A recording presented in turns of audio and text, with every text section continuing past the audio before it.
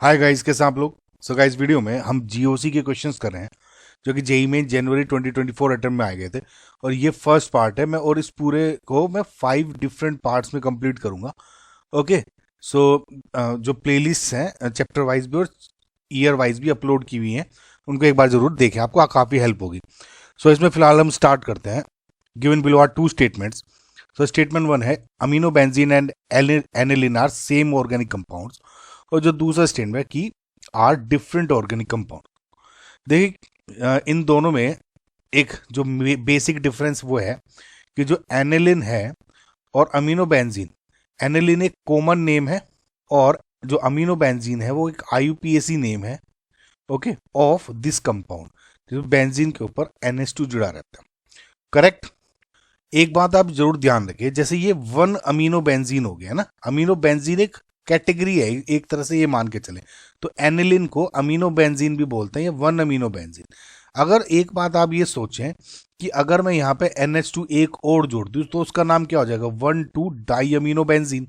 तो ये भी अमीनो बेंजीन ही होते हैं, लेकिन अगर इकलौता है तो वो सिंपल अमीनो बेंजीन कह देंगे, उसका 1 amino benzene. So sir basically क्या है, दोनों सेम ही हो गए, है ना। सो स्टेटमेंट 1 करेक्ट हो गया, सेकंड इनकरेक्ट हो गया। तो option number 2 is your answer. Next question देखते हैं।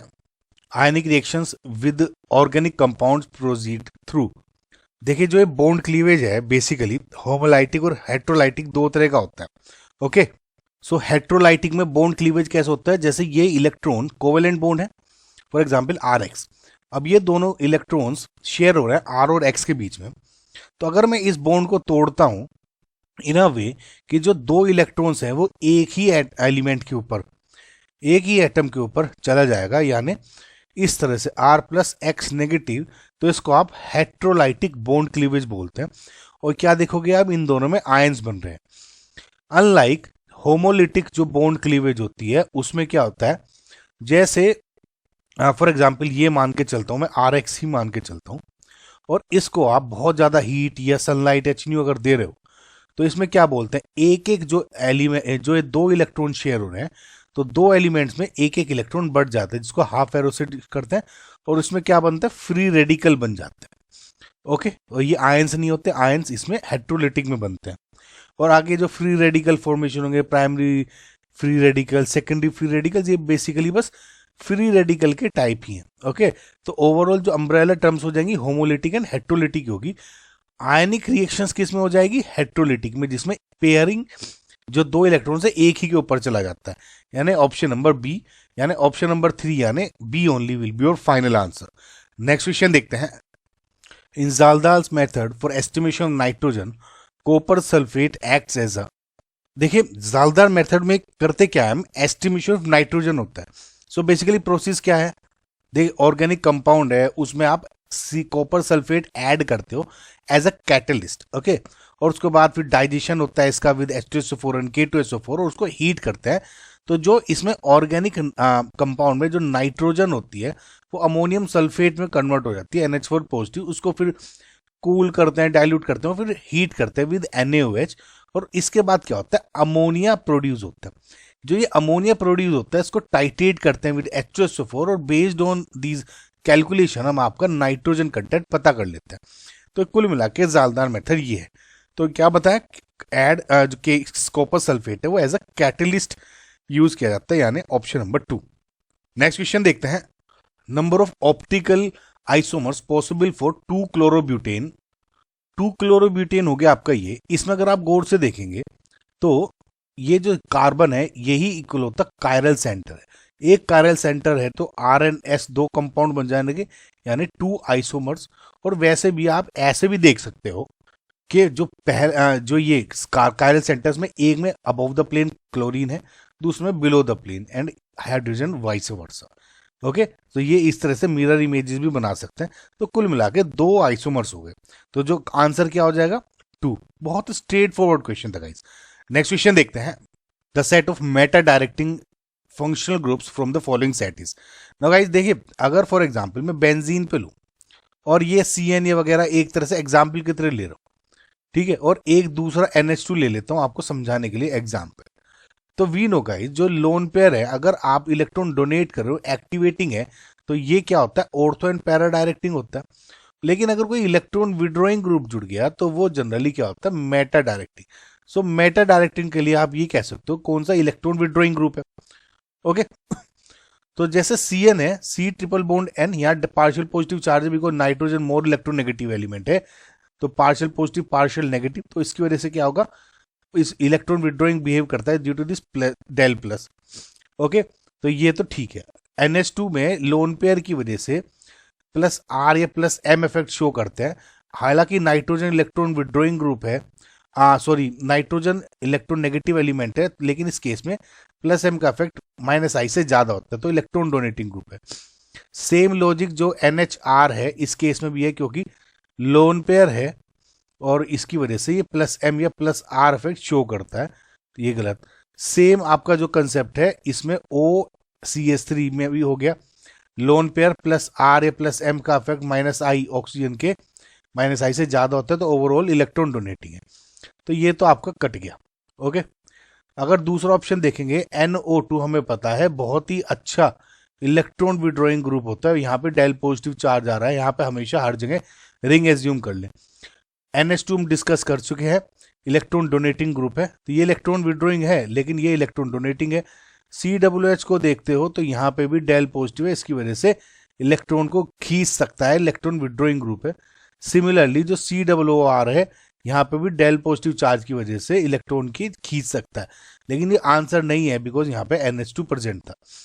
अगेन अगला ऑप्शन अगर आप देखोगे, NO2 मैंने आपको डिस्कस करके बता दिया कि इलेक्ट्रॉन विड्रॉइंग ग्रुप है। ओके, CHO को देखते हैं तो यहाँ अगेन डेल पॉजिटिव चार्ज है, तो रिंग अगर जुड़ी हुई होगी इलेक्ट्रॉन खींच लेगा, ये भी ठीक है। SO3H अगर इसको देखोगे ये वाला ग्रुप हो गया।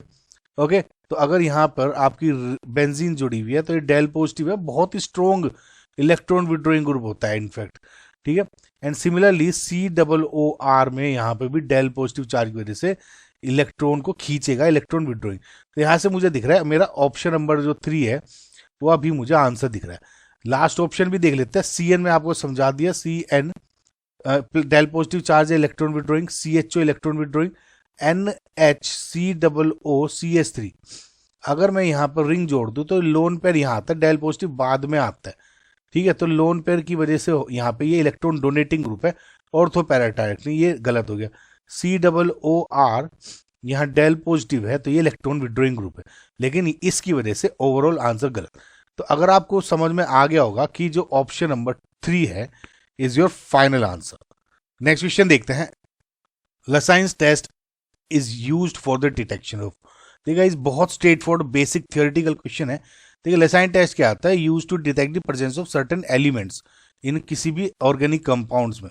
सबसे पहले तो जैसे आप हेलोजेंस देखते हो जिसमें क्लोरीन, ब्रोमीन, आयोडीन हो जाता है, ठीक है। उसके बाद उसमें नाइट्रोजन के कंपाउंड्स में भी होता है, सल्फर का कोई कंपाउंड है, फॉस्फोरस का कोई कंपाउंड है, एंड साथ ही साथ नाइट्रोजन सल्फर किसी एक कंपाउंड में दोनों प्रेजेंट, तो उसको भी देख सकते हो, राइट। तो प्रोसेस क्या होता है कि ऑर्गेनिक कंपाउंड को फ्यूज किया जाता है विद सोडियम और कोई कंपाउंड बनता है, उसकी आगे की रिएक्शंस होती है।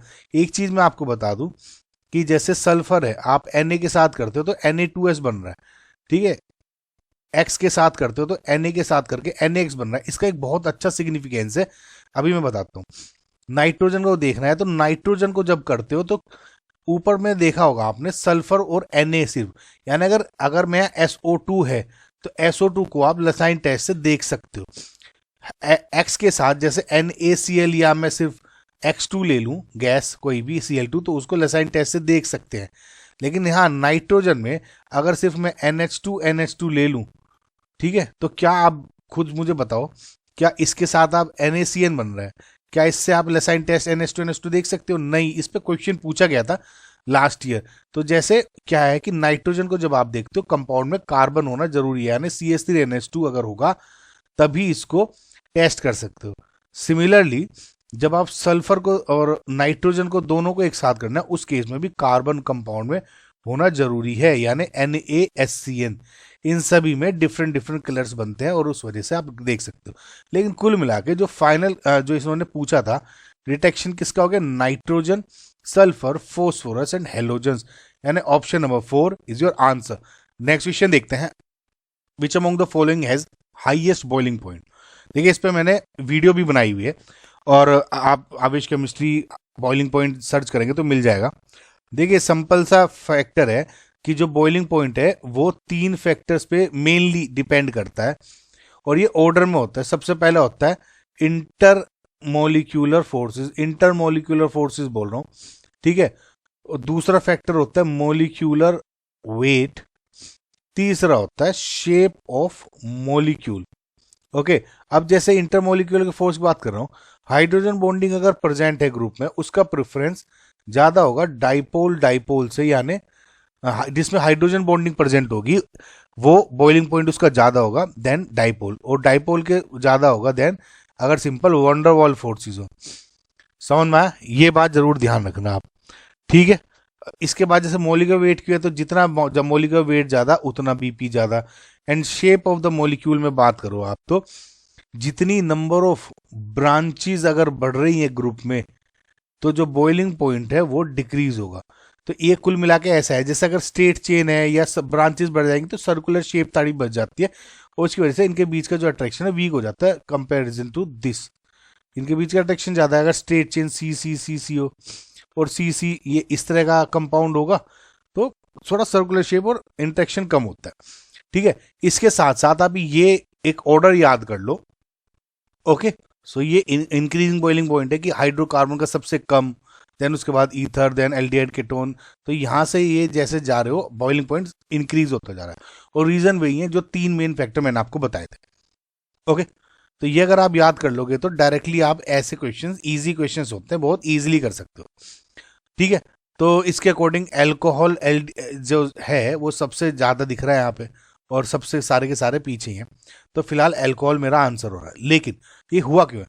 देखिए जो पहला ऑप्शन है एल्केन एल्कीन एल्काइन, इसमें सिर्फ और सिर्फ वॉन्डरवॉल अट्रैक्शन है, क्यों? इसमें कोई ऑक्सीजन है, कोई डाइपोल कुछ नहीं है, तो वॉन्डरवॉल है सिंपल। अगर एल्कोहल को देखते हो इस पूरे को मैं अगर आर लिख लूं तो आर एच, और तो इसमें आप क्या कह सकते हो, ये बेसिकली हाइड्रोजन बॉन्डिंग हो रही है मॉलिक्यूल्स के बीच में स्ट्रॉन्ग, तो जब बॉईल करते हो ये ब्रेक होना थोड़ा मुश्किल हो जाता है इस वजह से।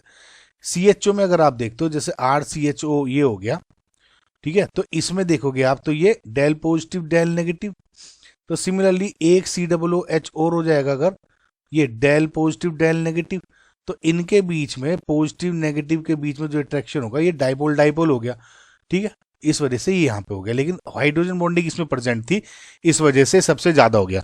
अगेन इसमें अगर आप ईथर को देखते हो, ईथर यानी आर ओ आर, कायदे से तो इसमें भी डाइपोल ही बन रहा है, लेकिन अगर डबल बॉन्ड वाला डाइपोल है जो, ठीक है, वो ज्यादा स्ट्रोंग होता है देन दी सिंगल बॉन्ड वाले डाइपोल मूवमेंट से। एक बात ध्यान रख लेना और यहां से भी आपको पता लग रहा होगा, ओके। सो इस वजह से ये भी नहीं है। तो फिलहाल तो वैसे ऑर्डर भी बता दिया मैंने आपको और ये वैसे भी हो गया, तो option number 2 is your answer. Next question देखते हैं, the functional group that shows negative resonance effect. Negative resonance effect क्या है? जो इलेक्ट्रोड विड्रॉ कर रहा है बेसिकली। ना फॉर एग्जांपल अगर मैं इन तीनों सभी को NH2 के इस तरह बेंजीन रिंग से अगर जोड़ देता हूं, अब देखिए OH और सिमिलरली ये COOH एंड ये अगेन यहां पे हो गया OR। अब देखिए ये नाइट्रोजन के ऊपर लोन पेयर है, ऑक्सीजन के ऊपर लोन पेयर है, इस O के ऊपर लोन पेयर है, यहाँ पे कार्बन पर डेल पॉजिटिव चार्ज है। जो नाइट्रोजन है अच्छा इलेक्ट्रोनेगेटिव एलिमेंट है तो माइनस आई इफेक्ट शो करता है, लेकिन लोन पेयर की वजह से प्लस आर या प्लस एम इफेक्ट भी शो करता है। प्लस आर प्लस एम एक ही बात है। इन केस में प्लस आर एफ का इफेक्ट हमेशा आई इफेक्ट से ज्यादा होता है। देखिए रेजोनेंस इफेक्ट चाहे प्लस हो या माइनस हो हमेशा आई से ज्यादा होगा, सिर्फ और सिर्फ जो क्लोराइड्स होते हैं या हेलाइड्स होते हैं, एक्स क्लोरीन ब्रोमीन आयोडीन, उसके केस में जो आयोडीन का effect I minus I plus R से ज्यादा होता है। अदरवाइज यही आपका ऑर्डर होता है हमेशा, है ना। सो तो ये क्या है, प्लस आर है, इलेक्ट्रॉन कुल मिला के अंदर डोनेट कर रहा है, प्लस आर इफेक्ट शो कर रहा है ना due to these lone pair. Similarly same case plus R effect minus I से ज्यादा है, ओवरऑल अंदर पुश कर रहा है electron plus R lone pair की वजह से, करेक्ट, ठीक है। ऑक्सीजन माइनस आई, इस केस में देखोगे डेल पॉजिटिव चार्ज है तो इलेक्ट्रॉन को खींच रहा होगा, यानी ओवरऑल जो इलेक्ट्रॉन का फ्लो है आउटसाइड है, तो यानी ये क्या हो गया माइनस आर इफेक्ट। ओके, इस केस में भी यही हो गया, प्लस आर का इफेक्ट माइनस आई से ज्यादा है, overall plus R effect show कर रहा है। तो सिर्फ this presence of this del positive charge, ये आपका फाइनल आंसर हो गया ऑप्शन नंबर 3। नेक्स्ट क्वेश्चन देखते हैं।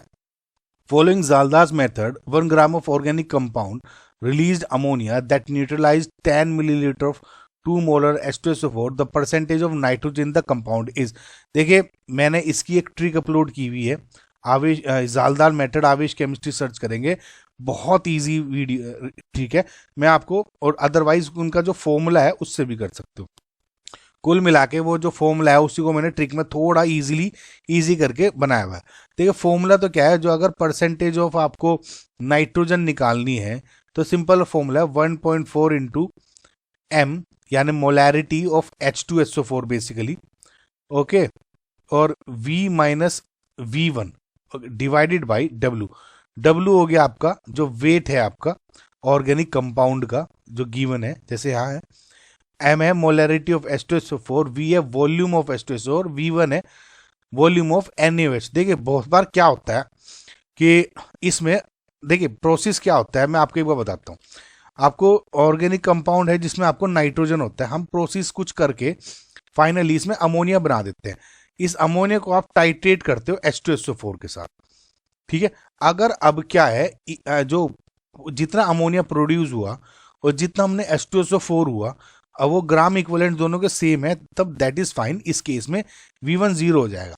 लेकिन कभी कभी क्या होता है जैसे अमोनिया आपने टाइट्रेट कर रहे थे H2SO4 और इनिशियली 10 ml लिया, लेकिन अमोनिया को पूरा टाइट्रेट करने में सिर्फ और सिर्फ 8 ml यूज हुआ, तो 2 ml H2SO4 अभी भी बच गया। तो उस केस में इसको न्यूट्रलाइज करने के लिए आप NaOH इसमें ऐड करते हो और वही V1 आप वॉल्यूम दे लेते हैं। बहुत क्वेश्चन में V1 अगर नहीं दिया हुआ है या NaOH का मेंशन नहीं है तो आप समझ लो जितना आपने वॉल्यूम लिया H2SO4 का उतना ही टाइट्रेट करने में अमोनिया को यूज हो गया, NaOH का वॉल्यूम 0 मान लो। समझ में आया आपको? ठीक है, तो यही बस जो फॉर्मूला है इसको मैंने इस तरह से बनाया हुआ है। जो ट्रिक भी देखोगे अगर आप, सिंपल आपको एक स्ट्रेट लाइन करनी है 1 2 1। अभी जो मेरी ट्रिक है इसमें आप HCl का भी अगर कंपाउंड आ जाए उसको आप बहुत ईजिली कर दोगे। देखिए ये अमोनिया को रिप्रेजेंट कर रही है लाइन, ये 2 लाइन H2SO4 को रिप्रेजेंट कर रही है और ये एक NaOH को रिप्रेजेंट कर रही है, ठीक है। सिंपल 2mv mv, ये 2mv क्या है, 2 बिकॉज यहाँ पे इसका जो वैलेंसी फैक्टर होता है हाइड्रोजन का क्या हो गया 2, तो यहाँ इसलिए 2 ले लिया। इसका मोलैरिटी इसका इंटू वॉल्यूम, NaOH का मोलैरिटी वॉल्यूम इसका, ठीक है। अब क्या होता है कभी कभी इसमें H2SO4 के बजाय आपको HCl भी डाल दिया जाता है, तो उस केस में सिंपल आपको HCl लेना है और NaOH लेना है, तो यही Mv और यहाँ इसका Mv, मतलब M और V HCl का, M और V HCl का। इस केस में 2 नहीं लेते, तो आपको समझ में आ गया होगा 2 लाइन मैंने सिर्फ ये याद दिलाने के लिए किया H2SO4 केस में कि यहाँ पे 2 करना है, बाकी का प्रोसेस सेम है। बस आपको करना क्या है, इन दोनों का डिफरेंस ले लो। सपोज इन दोनों का 2mv माइनस इसका mv इक्वल टू x हो गया, ठीक है। तो इस x को 1.4 डिवाइड बाई W से अगर डिवाइड कर मल्टीप्लाई कर देंगे तो ये आपका परसेंटेज ऑफ नाइट्रोजन होता है। एक बात ध्यान रखें, जो ये W है इस केस में या इस केस में वो ग्राम्स में ही होता है, और जो वॉल्यूम है दोनों केस में वो मिलीलीटर्स में ही है। तो आपको बस दोनों केस में अगर वैल्यू रख के देख लो आंसर आ जाएगा, ठीक है। तो इसमें क्या है, NaOH तो क्योंकि 0 है तो ये 0 हो जाएगा, तो 2mv माइनस mv क्या हो, 2mv माइनस 0 है 2mv, ओके। तो डिफरेंस क्या हो गया, सिंपल 2mv, ओके। इसको मल्टीप्लाई कर देते हैं आप 1.4 डिवाइड बाई W से, और ये अगर वैल्यू इसमें रखोगे तो देखिए यही वाली वैल्यू आ रही है। सॉरी गाइस, इसमें 2 है, यहाँ पे 2 है ना, फॉर्मूले में 2 है, तो कुल मिला के मैचिंग कर रही है इसमें, ठीक है। सो अब बस वैल्यू रख देते हैं 2 इंटू मोलैरिटी ऑफ H2SO4 कितना है 2, वॉल्यूम कितना है इसका 10 ml, 10 इंटू 1.4 डिवाइड बाई 1 ग्राम, ठीक है। तो 2 टू 4 इंटू 40 इंटू 1.4 और इसको क्या आ जाएगा 56। सो 56% नाइट्रोजन हो गया आपका, यानी फाइनल आंसर में हो गया 56, okay. So I hope guys आपको जो वीडियो है समझ में आई होगी। Thank you for watching. Second third fourth fifth मैं जल्दी अपलोड कर दूंगा और उसमें आपको सारे कंप्लीट हो जाएंगे। सो बाय।